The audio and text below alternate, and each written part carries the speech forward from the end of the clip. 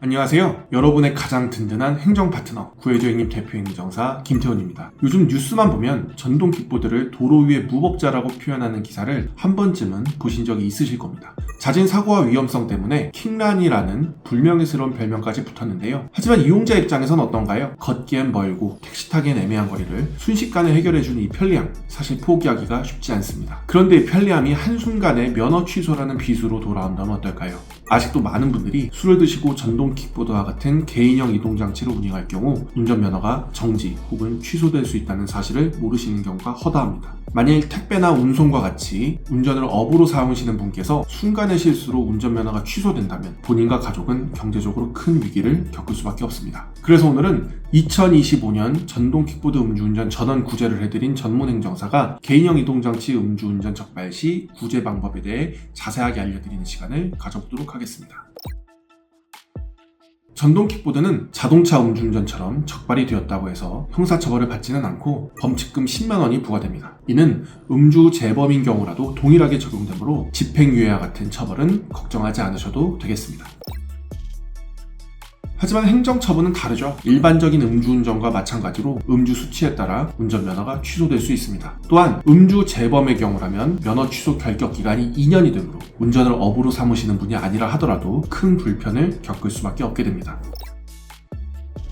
음주운전으로 면허가 취소되었다면 가장 먼저 운전면허 취소 처분을 취소해달라는 행정심판부터 알아보실 텐데요. 하지만 현실은 생각보다 훨씬 냉정합니다. 최근 음주운전에 대한 사회적 인식이 극도로 나빠지면서 킥보드라 해도 실제 구제율은 바늘구멍 수준으로 매우 낮기 때문입니다. 킥보드니까 봐주겠지라는 안일한 접근은 금물이며 철저한 법리 분석과 전략이 없다면 구제도 없습니다.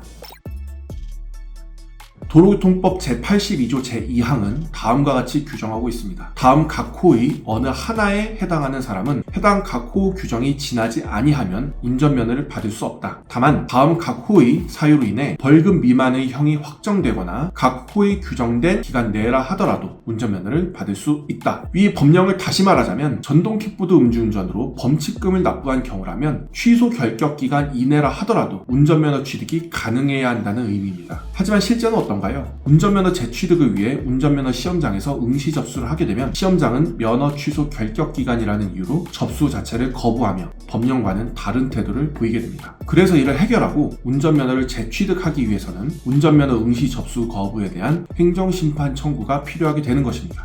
만일 행정심판 청구 결과 인용재결로 결과가 나오게 된다면 결격기간과 상관없이 운전면허 시험 응시가 가능하며 다시 정상적으로 운전을 하실 수 있게 됩니다. 실제로 작년 한 해 동안 전동 킥보드 음주운전으로 인해 문제를 겪으시고 상담 문의를 주신 많은 의뢰인들 전원이 저희 가든행정사 사무소의 도움으로 현재 다시 정상적으로 운전을 하고 계십니다. 따라서 전동 킥보드 음주운전으로 면허가 취소되었지만 운전이 반드시 필요한 상황이라면 언제든 상담 문의 주시기 바랍니다.